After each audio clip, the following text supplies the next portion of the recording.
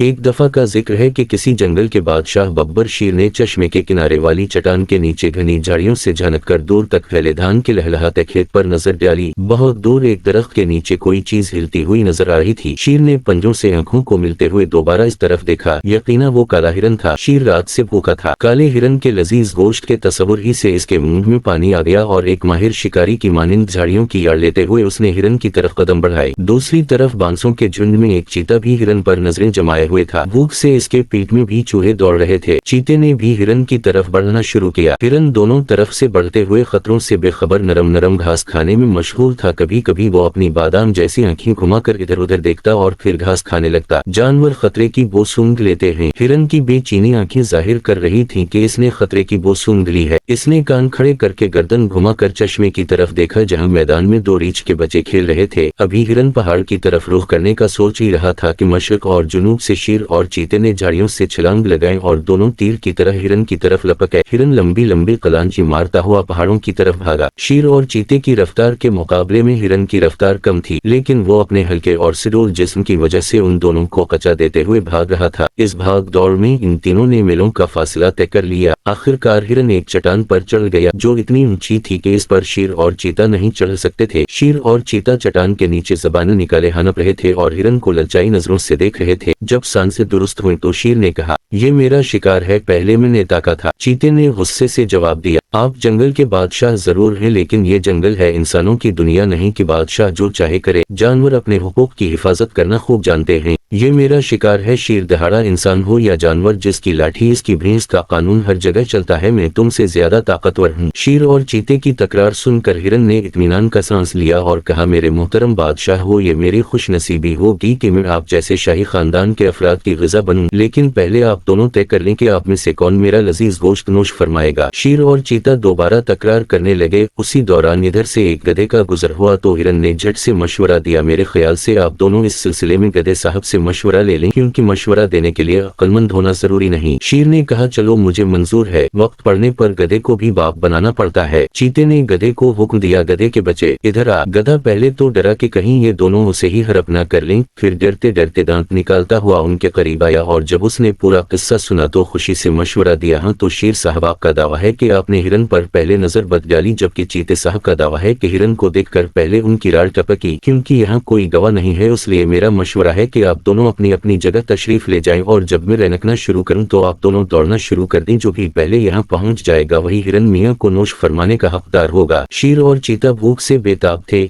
लेकिन दोनों को अपनी तेज रफ्तारी पर नाज था, इसलिए इन्होंने गधे की तजवीज मान ली और ये तय हुआ कि दोनों अपनी अपनी जगह लौट जाएंगे। और उस दौरान हिरन साहब चट्टान से उतर कर नहा धोकर उनमें से एक की खुराक बनने के लिए मैदान में खड़े हो जाएंगे और जैसे ही गधे साहब अपनी बेसरी आवाज में रनकना शुरू कर देंगे, दौड़ शुरू हो जाएगी। शेर और चीता अपनी अपनी जगह वापस चले गए। जब काफी देर तक गधे के रनकने की आवाज न आई तो दोनों का माथा ठनका। पहले तो इन्होंने एक दूसरे को घोरा, फिर चट्टान की तरफ दौड़ना शुरू किया। जब वो चट्टान के नजदीक पहुंचे तो देखा वहां चारों तरफ वीरानी और सन्नाटा था। हिरन का कहीं पता न था और गधे के सर से सींग ही नहीं, पूरा गधा ही गायब था। शेर ने गुस्से से चीख कर कहा, इस गधे के बच्चे ने हमें धोखा दिया। चीते ने सर झुकाकर अफसोस से कहा, शेर साहब गधा वो नहीं, हम दोनों हैं।